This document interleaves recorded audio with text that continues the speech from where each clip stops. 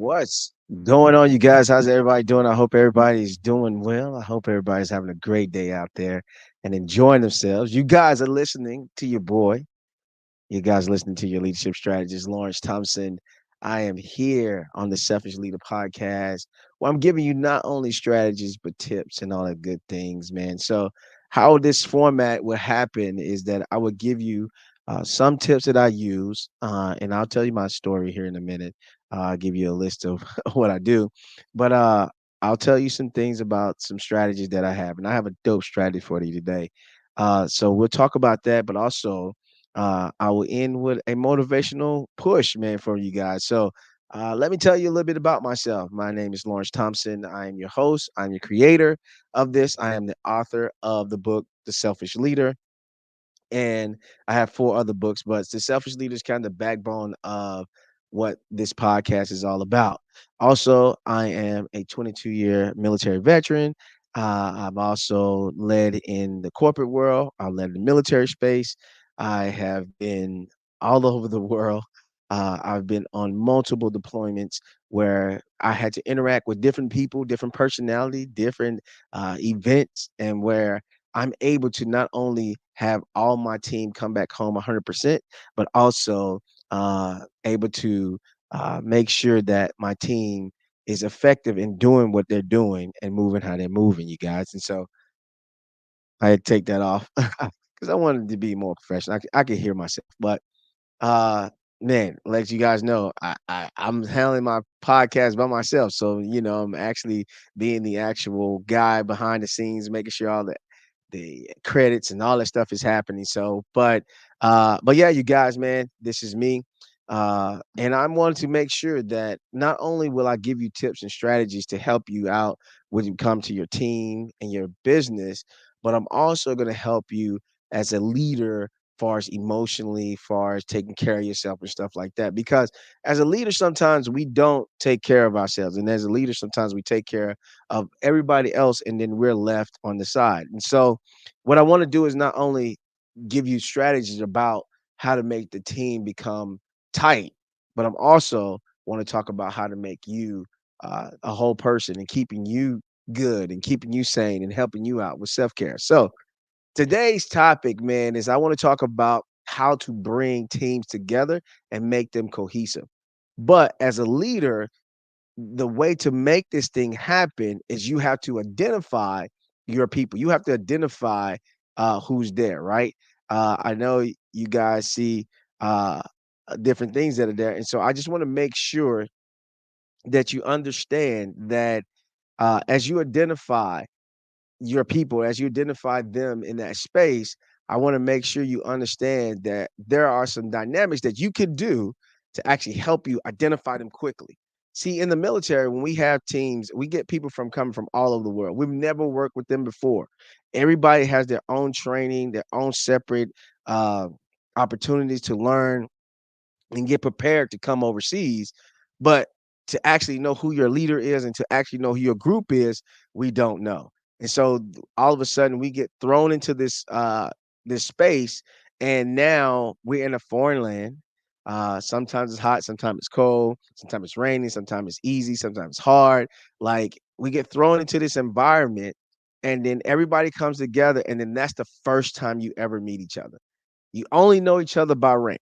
You don't know the emotions. You don't know the capabilities. You don't know uh, what temperaments they have. You don't know how they will move and how they will function when they under stress levels or peacetime. Like you don't know.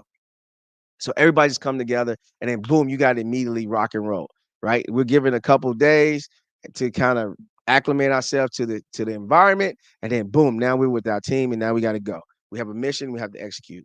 So as a leader, I had to have I had to have some tools or have things in place that help me to not only immediately connect with people, but immediately get me to build that trust and make sure our team is tight. So what I did was, and you're gonna laugh. I get it. You're gonna laugh, but it's cool. I made people clean. I know you like cleaning, Lawrence. For real, cleaning. Yes, I made people clean. And the reason why I make them clean, because cleaning not only irritates people, but it makes people feel like sometimes it makes them feel like it's beneath them, right? And so then you'll identify people who will look at that task and think it's so beneath them that their attitudes will show up, their entitlement will show up, uh, their ego will show up.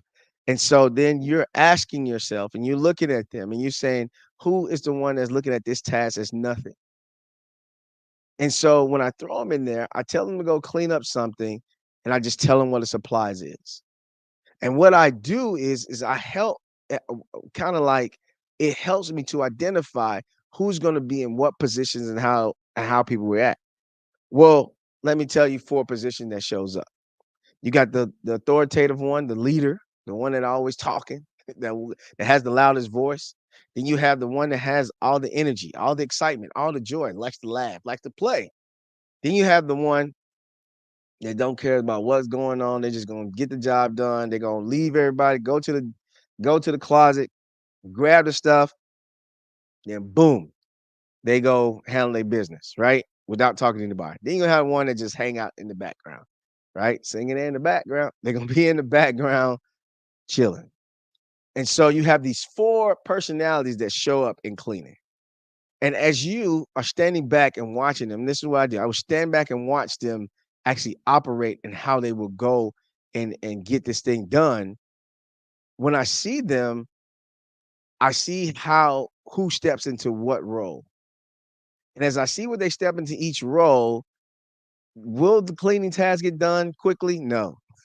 Will the cleaning task get done? Yes. Will it take a while? It will. So you as a leader have to exercise patience because you're trying to identify or you're trying to connect and you're trying to see who is there going there. So I want to say hello to Charlie uh, for coming in. I appreciate you coming in and say hello to me. And so you have to identify who is showing up and who is there, right? And so as you identify them, as you identify them, you'll see what's going on. Now, I'm gonna tell you some pros and cons of each one, and we'll go through. Let's talk about the one who's the fun, the excitement, the joyful one that's always laughing and jokester, right? I can talk to that person more because I'm that person. That jokester is not only a great leader, but that jokester moves the needle for you. And so you have to make sure that you cultivate that jokester and that person with that energy and use that person to your advantage because that person is going to gain influence immediately. Everybody's gonna like them. Everybody's gonna gravitate around them. Everybody's gonna love them. Everybody's going to want to talk to them, and it's because they are giving them an atmosphere that it's okay to come and have a conversation, right? It's okay for them to be them, right? They're gonna make things light. Now, the danger part of having that person running the whole show is that sometimes they don't get it done, right? They're chasing squirrels every time something shows up, right? If a pin drops, squirrel, boom, they go looking for it. How do you keep that person in check? How do you use that person to the best of their abilities or to your advantage? Is that you allow them to not only have that energy, but you don't pull it all the way in and you don't shut them off. Because if you shut them off, they're gonna shut down. They're extreme one way and they're extreme the other way, right? So you can't shut them down, but you can rein them in and give them a framework where they can have that. And then you got to make sure that you keep them on task. So reminding them on task is good. Well, how do you keep them? How you keep their energy high? Like you're gonna have somebody who has that kind of energy, and then they're gonna get low. And and it could be nothing that's causing them to be low. It couldn't be light, right? They just got low. How do you boost them up and keep that energy going? What you have to do is you have to stroke their ego, meaning you have to applaud them publicly with your voice. You don't have to get them certificates. You don't have to give them uh various things. You just gotta applaud them with your voice, right? And applaud them as stroke their ego before everyone, right? So you do that with them, and then that energy will continue, and they will go. And they can be great leaders because they love tasks, right? They love to show out. They love to want to show off what they can do. So you giving them tasks, not long tasks, but tasks enough to where you got to move and they'll accomplish it. But you got to make sure you applaud them. The second person is the authoritative person, the person who has got the biggest bark, right? The one who's always talking and trying to direct everybody, telling everybody go here, tell everybody go there, right? You have that person there. And you want to make sure you foster that because that person there is actually that strong leader that's going to make sure that things could get done, right?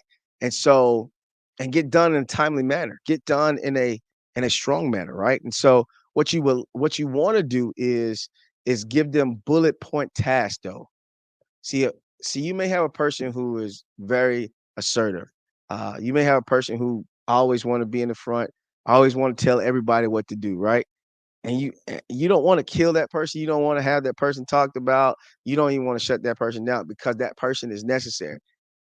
I'm put it this way: everybody I'm telling you, they're necessary. I'm giving you info on how necessary everybody is. So you have to use everybody. So with that person is that you got to give them bullet point instructions so they can go bop, bop, bop, bop, bop, and hit each one of them. And if you do that, then that fuels them. They may not like to be in front of the crowd and told.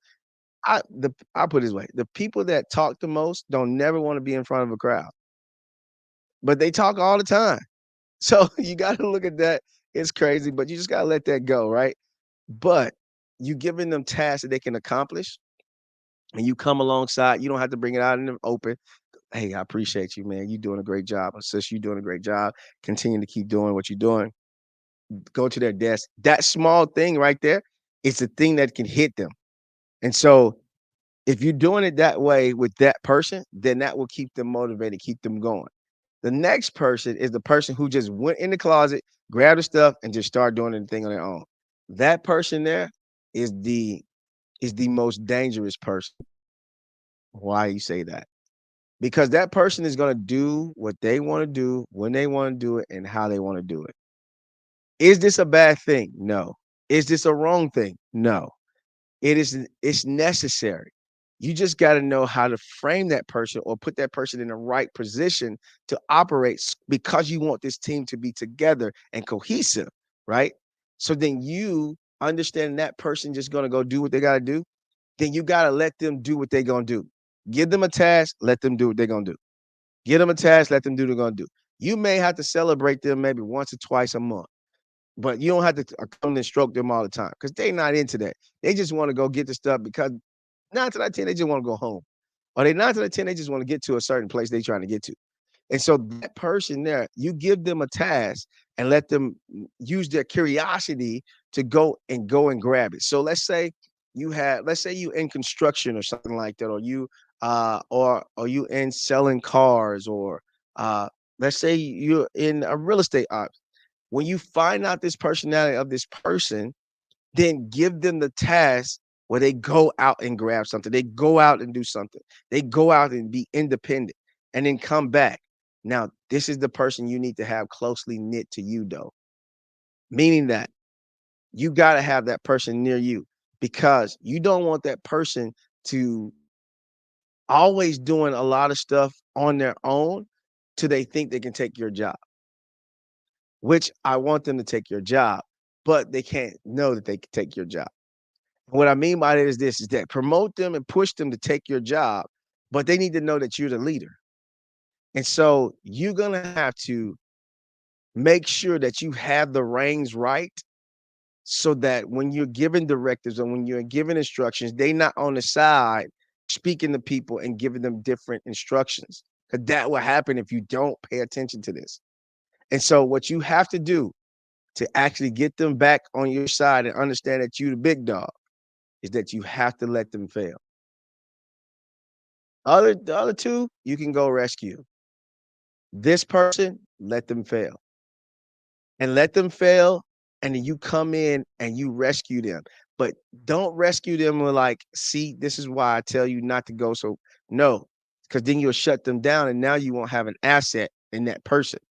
What you do is be like, okay, come along, let me show you a much easier way or a better way or how the SOP say do.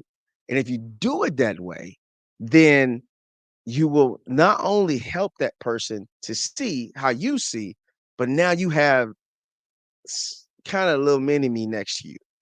You're grooming the next person to take your job. And that person now will understand that your information. But then you're showing that person is that though you may see it at 5,000 feet, I see it at 30,000 feet. Right. And so you need that person. And then the last person that you have is the quiet one just kind of go with the flow. They kind of move how they move and roll how they roll. Uh that person there is where you need to partner that person with the authoritative one. Now, you may say that may crush that person or that may destroy that person, but listen to me. Hear what I'm saying. You partner that person with that person, not only is going to push that person out of their comfort zone, it's going to also humble the authoritative one because the authoritative one don't want to deal with somebody who don't want to talk and who ain't got nothing to say and all that. They don't want to deal with that. What what you want to do is that you want to make sure that uh you want to make sure that that person can handle everybody. So it's going to humble the authoritative one, but it's going to push the quiet one because you got to get the quiet one out of their comfort zone so they can be effective to the team. And not only it gives them confidence, but then you'll see their personality come out. Now that quiet one motivation is not work. That quiet motivation is not applause and all. That quiet motivation is outside of work most times. Most times it's they're at a nonprofit or they're creative, they're singers, whatever they is, it's outside of work. So you got to understand what their love is outside of work. And if you understand their love and then you celebrate their love that's outside of work, when they come to work, they're excited to continue to do because you care more about them on the outside than in the inside. The others you can care about what's inside, right? And then on the outside it happens. They the ones you go out to the bar, you go hang out, whatever, brunch with. That quiet one probably ain't gonna go to the brunch or whatever with you. Probably show up for about 5, 10 minutes and leave. But it's something that that person on the outside loves. And so you have to, as a leader, grab that person. Now, what does it do? You now develop this uh you now see the Fantastic Four coming together, right? You start to see the Fantastic Four coming together. I'm probably going to rename this live Fantastic Four. So now you have the Fantastic Four coming together, and now you understand that you can place them in different positions and put them in the proper places so that your team can come together. And now you have identified your team, and now you know how to talk to them. Now you know how to instruct them. Now you know how to deal with them. Now you know how to move them in a direction quickly and get them going. So as you start your new business and you have certain amount of employees, or you have employees now that's under you, and you're trying to get them to be more productive, and you're trying to get them to be more close, or you over a huge plant warehouse, and now you have hundreds of people, and how do you get them to flow and go and move? Give this talk to your leaders and let this expose some things. Like I didn't go into deep details, but I just gave you some small strategies to identify. And I'll put it this way. I could identify my team, and I've had teams of 5, and I've had teams of 80. I've had teams of 10, and I've had teams of 300. And so I've identified and know how to do this very quickly, that no matter what, I can get into any environment as a leader, assess it, and move in the right direction. Now, I've done it in the civilian world, and I'm here to tell you this small little thing can help tremendously in the civilian world. I know I talked to you from a military standpoint, but I've ran an AutoZone store. I've been a leader at Dick's Sporting Goods. So I've been in management positions in civilian world and used the same kind of strategies that I use in the military, and was able to get the team to move in the right direction where they are buying into me instead of buying into the mission. I'm gonna say that one more time. Get them to buy into you before they buy into the mission. And by you identifying personalities and you're identifying their temperaments, this will actually help you to get them to trust you and buy into you. And now your voice is stronger as a leader. If you don't have a voice, you can't lead. I don't like talking absolutes, but I'm gonna say that. If you don't have a voice, you can't lead. It is very, very difficult to lead if you don't have a voice. And I'm not talking about voice like far as like you yeah, do it because I got authority. I'm not talking about that. I'm talking about the voice that speaks to them and they believe you and they trust you and they'll do whatever they that whatever you ask because they believe that you got their best interests at heart. I built so much of trust with my people that I wanted them to believe that I had their best interests at heart. And sometimes I fell on the sword for them. Sometimes I put myself out there. But me putting myself out there, knowing that I'm going into the lion's den, it wasn't because I just wanted to be boastful or all that. I went into the lion's den because I wanted my team to see that I'm willing to take those scars, those scrapes, those bites for you. And I want you guys to be tight and connected. You can trust me, I got your back. And so as I start doing this, man, I'll end with this. The team that I created on my last deployment, I got fired. I literally got fired. And I didn't get fired by upper leadership. I didn't get fired by the general. I got fired by my own people. And they fired me because I've trained them and I moved them in the right direction that they could operate without me being there. And they came to me and said goodbye. And so at that point, I knew that they was ready. They was able. They was up for the task. And I put the right people in the right places to where I can just go and do what I need to do on the backside for them, but I didn't have to be over top of them and in the day to day. So use this, man. Use this to actually help you. Use this to actually operate. Use this to actually uh, pull forward and go from there. I'm going to answer this question. Charlie said, "How do you deal with introverts?" All right, Charlie. So, so an introvert is like my last one, right? That last one is an introvert, right? Meaning that they don't talk to anybody, just kind of do your work and then move on. You have to get to know them on the outside because what's on the outside is the stronger motivation. Like the work is they getting paid and they know they're getting paid and they're gonna do their job and they know that they're there for a task. But if you learn what that introvert loves on the outside, it can be books, it can be music, it can be something knitting, it can be cats, it can be whatever. You gotta learn what they have on the outside. Remove the work away from them, remove the job away from them, and see what they love. And if it's something that they love, right, go and ask them. And once they tell you, if it's crocheting, then go and learn maybe one or two terms about crocheting, Google it, and then come back and say, hey, do you do this with crocheting? And say the term because they know it and they're going to be shocked that you took the time to try to learn what they are more interested in. And so that's what I did with my introverts. My introverts, I talked to them about their personal stuff. And that was all I talked to them about. I never talked to them about the job because at the end of the day, they was gonna get the job done. They just never wanted to be around a lot of people. They never wanted to talk around a lot of people. So even when I celebrated them, I celebrated them openly and in front of them, but I let them know, hey, I'm gonna celebrate you today. And then right before I do it, I let them know that I don't make it a surprise and all like that because they don't like that. So I prepare them and be like, hey, I'm gonna celebrate you today. They might say, do that?" I was like, "Yeah, but you did a phenomenal job. You did a good on this task, and I want to celebrate you today. And so it's just gonna be real quick, and I just want to bring you up and go at." And then I celebrate, bring them up, boom, give them the award, and they dip. But it's something on the outside that they enjoy.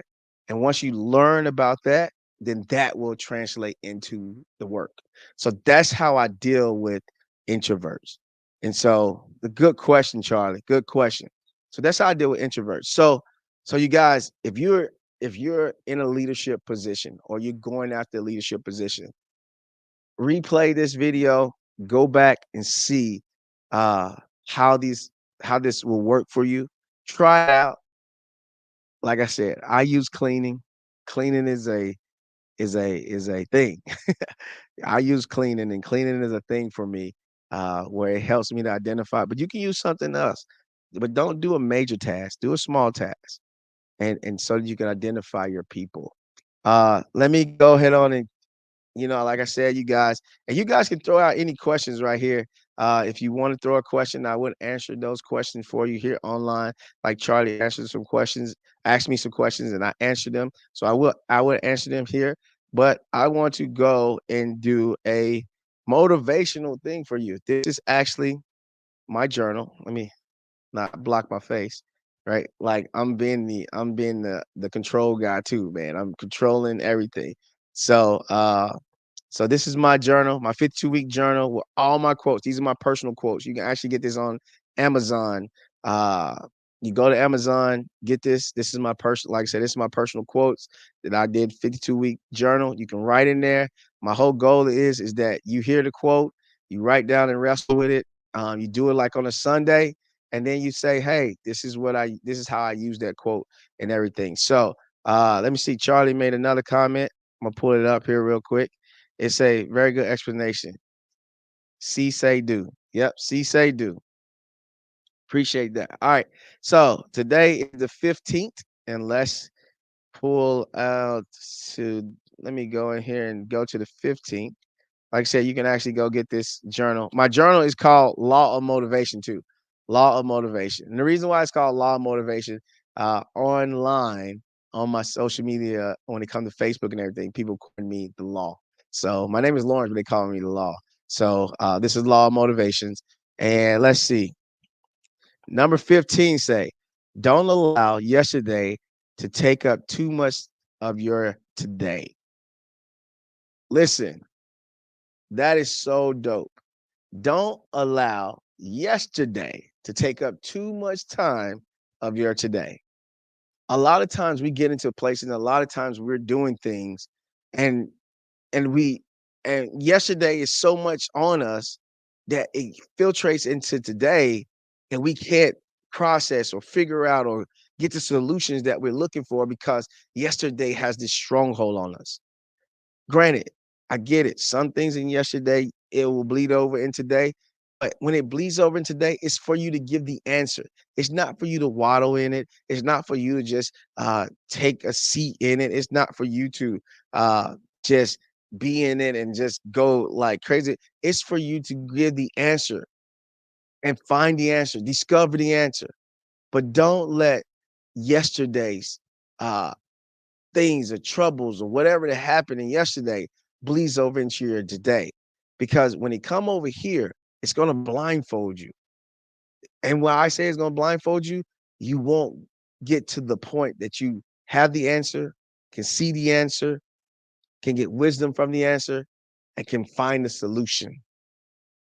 So don't allow yesterday to get into your today. Man, I love you guys, man. Thank you guys for coming on. Thank you guys for listening to me. I do not take it for granted of what you guys coming on. I do not disrespect this microphone. Once again, you guys, I enjoy talking about leadership. I enjoy talking about media. So those two come together, man. Communication and leadership, it all come together. So I will give not only just strategies and tips, but I will also give motivation because I believe that proper leadership will affect profitability, morale, and productivity. I believe that with everything inside of me. And I believe leaders should lead with love. And that's the big thing of why, I love leadership is because, at first I wasn't a great follower. Matter of fact, I was a terrible follower. And you have people to say, uh, you know, a great leader is a great follower. Man, I was the worst follower. But once I got into leadership position, I understood what I had to do as a leader. And then those leaders that I felt wasn't great leaders, I didn't reciprocate their leadership style. I developed my own. And I began to understand that love is the key thing to move people in the right direction when you're a leader. Let's see, Charlie left another comment. Let's see what it goes. It say, I would like to connect with you. I can be reached at Charlie. Okay, cool, no problem. I'll definitely reach out to you, Charlie. Thank you for coming on and everything. I'll definitely reach out and everything. So, yeah, man. So I wasn't great, but I realized that love is the key. So go out there, you guys, make things happen. Always be leading. As leaders, always be leading. And I won't go into that because I go into another rant, but that'll probably be another topic, maybe tomorrow. All right, you guys, man. I love you guys. Go out there, be great. Go out there and crush it. And I'm gonna sign out like I always do. We may not be the solution, but we will be the antidote. I love you guys and have a great day. Peace. Let's get this thing going. Like I said, I'm the engineer, everything on this bad boy. So I gotta go back and brand myself and get going, man. So I'll see you guys soon. Y'all have a great day. You guys listening to the Selfish Leader podcast. Leave comments. Let's go.